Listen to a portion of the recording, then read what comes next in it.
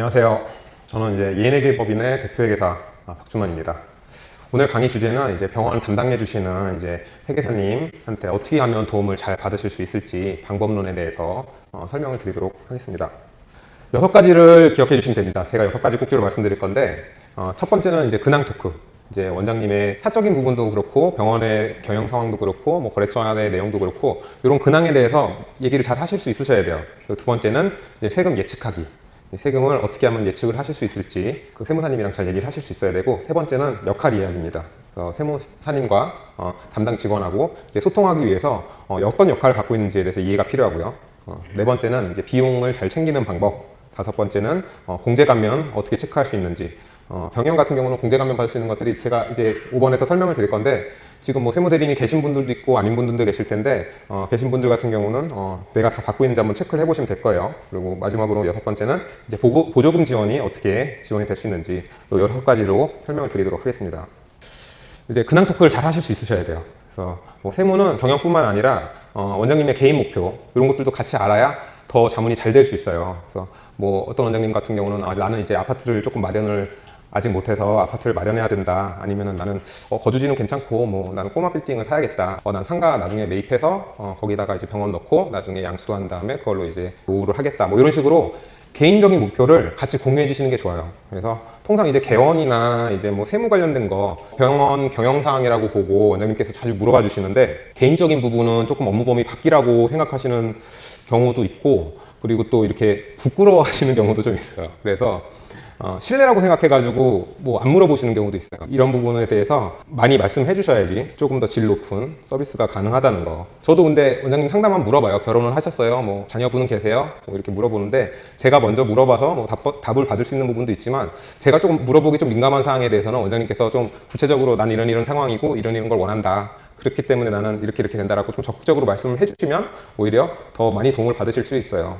뭐 그런 거 외에도 뭐 최근에 이런 원장님도 계세요. 나 인사 지금 인터뷰 보는데, 직원 채용 보는데 혹시 인터뷰 하는 거 질문서 같은 거 있어요? 뭐 이런 거 양식 물어보기도 하고, 최근에는 개원하신 원장님께서 뭐 이렇게 인테리어 하다가 뭐가 잘못 건드려져가지고 스프링클러가 터져가지고 위층 아래층이 다 이제 물이 막 다 터져가지고 다 망가진 거예요. 인테리어가 위층 아래층이. 그러다 보니까 뭐 합의를 해야 되는데 보상금은 어떻게 할 거고 합의서 양식 같은 거 있냐, 뭐 그런 사례에 대해서 좀 알고 계신 거 있으세요? 뭐 이렇게 물어보시기도 하더라고요. 최대한 많이 물어보셔가지고 도움을 받으시는 게 좋습니다. 두 번째는 이제 세금 예측하기입니다. 개원을 포함해서 사업의 본질 자체가 예측하고 실행하고 뭐 그 결과에 대해서 이제 보상을 받거나 책임을 지거나 이런 거죠. 작년에 연소득 순이익으로 100억을 하신 원장님 계세요. 뭐 생각만 해도 너무 부럽죠. 근데 그 원장님 같은 경우는 세금을 50억 내야 돼요. 그러면은 원장님한테 제가 6월 달에 저 원장님 이번에 세금 뭐 30억 내셔야 됩니다. 50억 내셔야 됩니다. 이렇게 말씀하시면 연매출 막 200억, 300억 하셔도 당황하십니다. 그래서 사업 계획이 같이 이루어지려면 세무상 예측이 항상 돼야 돼요. 그래서 제가 근데 원장님한테 항상 말씀을 드려요. 이건 이렇게 하셔라. 뭐 매출에 얼마나 이렇게 좀 챙겨두셔라. 이렇게 말씀을 드리는데, 원장님도 막 진료보고 뭐 수술하시라고 정신이 없어가지고 기억을 못 하시는 경우가 많아요. 그래서 저희는 이렇게 중간 보고를 드리는데, 이게 보고 양식이에요. 저희 회계법인 보고 양식인데, 뭐 왼쪽에 보면은 9월까지 누적 실적이 있고, 뭐 10월에서 12월까지 예상 실적이 있고, 그래서 대충 실적 이 정도 예상됩니다. 그랬을 때 작년이랑 비교했을 때 이 정도 순이익이 나오고 이렇게 세금이 나오게 됩니다. 그리고 오른쪽 같은 경우는 월별 손익은 월별로 매출이 이렇고 경비는 이렇습니다. 이렇게 보고를 드려요. 그래서 사실은 뭐 치과 하시는 분들은 뭐 임플란트도 연말에 좀 할인을 많이 해가지고 뭐 많이 사면은 좀 할인 혜택이 있는 경우도 있고, 의료 소모품 같은 경우도 미리 사놓아서 병원의 어떤 경영 의사결정하고 세무상 의사결정하고 이 전략적으로 싱크를 맞춰서 갈 수 있으려면 예측을 하실 수 있어야 된다는 거예요. 그래서 뭐 통상 뭐 세금에 대해서 뭐 예측해 달라고 이렇게 얘기를 하면은 보통 이렇게 말씀하시는 경우가 많아요. 아직 자료가 집계가 안 돼서 뭐 조금 뭐 확실하진 않습니다. 뭐 이렇게 얘기를 할 때가 있을 때는 원장님께서 구체적으로 매출은 이번에 뭐 한 30억 할 것 같고요.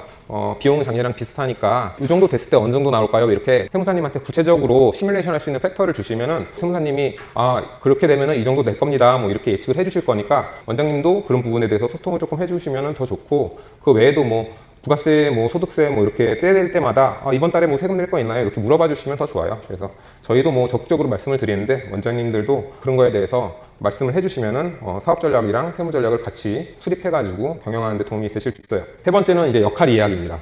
회계사 직원이 이런 말 할 때가 되게 많아요. 이런 경우에는 되게 세무상 리스크가 존재합니다. 뭐 이렇게 말씀드릴 때가 많은데, 원장님이 나는 이렇게 처리해도 될 것 같은데, 또는 친구 세무사님네는 이렇게 처리를 하는데 이렇게 하면 안 되는 걸까, 뭐 이렇게 눈치 보시는 경우가 많은데, 또 점잖으신 분들이 많아서 이거 강하게 주장하면 좀 실례 아닌가 이렇게 생각하시는 분들도 있어요. 근데 이 역할에 대해서 명확하게 설명을 드리면, 원장님이 의사결정권자예요. 그리고 저희 회계사는 자문을 해주는 역할이고, 우리 저희 회계법인 직원은 실무 비서관이라고 생각하시면 돼요. 그래서 통상 이제 회계사는 이제 경영이나 이제 세무 전반에 대한 리스크와 방향성을 정하는데 이제 자문을 하는 역할이고, 직원은 이제 제출서류 작성하고 세무서 담당자와 1차 컨택 포인트가 되는 역할을 해요.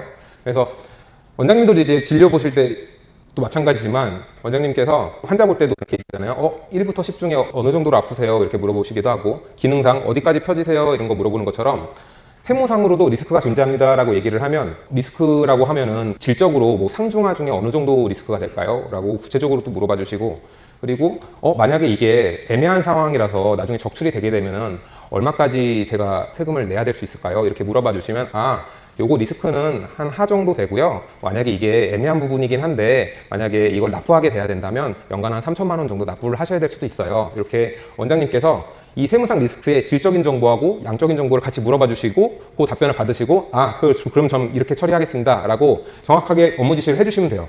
그림에서처럼 뭐 원장님이 있고 실장님이 업무 진행하시는 데도 있고, 원장님 직접 하시는 데도 있지만, 실장님이 있으신 경우에도 마찬가지로 원장님께서 업무 지시를 해주시면은 그대로 업무가 진행되는 겁니다. 네 번째는 이제 비용 모으기입니다. 사실 이제 매출은 이제 원장님이 하시는 거고, 매출 제가 도와드리면 너무 좋겠지만, 매출을 늘리는 건 원장님의 역할이지만, 매출이 정해졌다고 가정하면 사실 경비를 얼마나 챙기냐가 관건이에요. 원장님들 다 소득 수준이 높으셔가지고 세율이 다 50%대이십니다. 그래서 비용을 10만 원을 쓰면은 이 비용 쓴 거에 대해서 50%만큼 세금 쿠폰이 생기는 거랑 동일한 효과예요. 그러다 보니까 보통 개원하신 지 한 3, 4년 정도 지나면은 이제 본격적으로 이제 세금이 좀 나오기 시작해요. 사업 초반에는 이제 경비를 많이 쓰니까 비용 처리가 많이 되다 보니까 그렇게 많이 안 내시는데, 최근에서 한 3, 4년 차 된 이비인후과 원장님은 의자도 비싼 걸로 바꾸시더라고요. 그래서 막 100만 원짜리 의자로 바꾸시면 그래도 50만 원은 내가 세금 쿠폰이 생기니까 그래도 좀 비싼 거 쓰겠다, 뭐 이렇게 말씀하시더라고요. 그래서 이런 부분들 잘 챙겨주시는 게 좋고, 그리고 뭐 청소하시고 이제 주차 관리해 주시고 이렇게 막 20만 원, 30만 원 나가는 것들도 있어요. 그런 것들도 그냥 아무 생각 없이 그냥 20만 원, 30만 원 그냥 이체해 주시고 끝내는 경우가 많아요. 근데 이것도 사실은 원장님도 어디 뭐 세미나 가거나 가면은 뭐 상품권 열심히 챙기시는데 막 이렇게 20만 원, 30만 원 내는 건 그냥 내시는 경우들이 있더라고요. 이런 부분도 꼭 챙겨주시면 인건비로 다 처리해가지고 그 20만 원, 30만 원 쓰는 거 사실은 10만 원짜리 상품권 날리는 거랑 똑같은 거라고 이해하시면 됩니다. 저희 경조사 같은 것도 저도 잊어버려요. 하루만 지나면 잊어버려요. 그래서 경조사 이체하고 우리 뭐 경조사 이런 거 챙겨가지고, 저희 요즘 세무대리인들 다 카톡방에서 다 하거든요. 그래서 카톡방에다가 뭐 주말 공휴일 상관없이 저 이거 경비 썼으니까 잊지 말고 넣어주세요, 이렇게 굳이 말도 안 써주셔도 돼요. 그냥 청첩장 막 캡처해가지고 보내면은 다 경비 처리 잊지 않고 되니까 그런 부분 해주시면 좋고, 그리고 뭐 하나 팁 말씀드리면, 아직 개원 안 하신 분들은 저희 뭐 사업용 카드 그냥 뭐 깡통 카드 쓰시는 경우 있는데, 그거 뭐 이렇게 한국 마일리지 카드가 혜택 좋은 거 조금 연회비 있는 거 내면은, 저 같은 경우는 한 1년 쓰면은 동남아 가족 왕복권 정도 나오는 것 같아요. 다음은 이제 공제 감면입니다. 공제 감면은 사실 절세에서 제일 핵심적인 부분이에요. 보통 이제 고용을 촉진하면은 아까 말한 그런 이제 세금 쿠폰 생기는 거에다 더해서 나라에서 고용을 촉진했으니 이런 혜택을 주겠다, 이런 부분입니다. 그리고 투자세액 공제, 여기 있는 6개가 병의원은 이게 다니까 세무대리인 있으신 분들은 요거 다 되고 있는지 한번 확인해 보시면 좋아요. 그래서 나 지금 이거 다 받고 있는 거 맞는지 한번 체크해 보실 필요 있고, 고용 같은 경우는 인당 서울은 850만 원, 지방은 950만 원, 청년 같은 경우는 1,450만 원, 지방은 1,550만 원, 이렇게 세금 쿠폰이 생긴다고 보시면 돼요. 다만 이제 직원 수가 감소를 하면은 이제 반환할 의무가 있어요. 그래서 직원이 쭉 증가할 때는 이런 혜택을 보실 수 있다라는 거. 투자세액 공제 같은 경우는 의료장비 사면 10% 감면을 해줍니다. 근데 이제 수도권은 안 되고 지방만 새로 사는 거가 10% 감면이 돼요. 수도권 같은 경우는 중고 기계를 개체했을 때만 10% 할인을 해주는 효과가 있어요, 세액 공제를.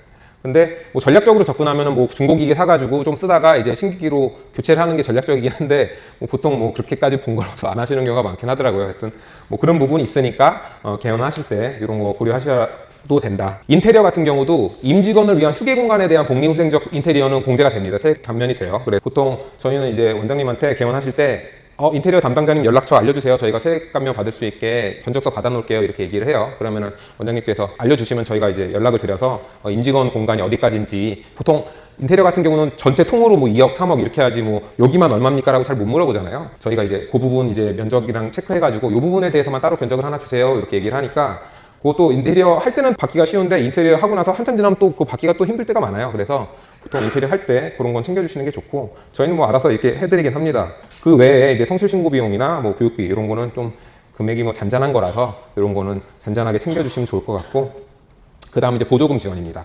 이거 뭐 보조금 지원은 이제 노무사님이랑 같이 하는 경우가 많은데, 청년 애로, 그러니까 취업 애로 청소년을 정규직으로 고용할 경우, 그럴 경우에는 480만 원에서 720만 원 지원을 해줘요. 그러니까 요게 취업 애로 청년이라는 게 완전히 흔히 말하는 생신입이죠. 이제 학교 졸업하고 바로 취업하시는 분, 또는 구직 활동을 했는데 무직이었던 사람들, 그런 분들 이제 하게 되면은 이제 장려금을 받으실 수 있다라는 거. 근데 뭐 이거 장려금 받으려고 뭐 그분을 보통 고용하진 않죠. 뭐 일을 잘하시는 분을 고용하는 게 더 중요하니까 우선은, 근데 이런 혜택이 있다라는 거. 그리고 육아휴직 같은 경우는 뭐 새로 개원하시는 분들은 뭐 이런 부분들 잘 없겠지만, 뭐 병원 운영하고 한 4, 5년 차 되면은 이제 육아휴직 지원금도 챙겨 보시면 좋을 것 같고요.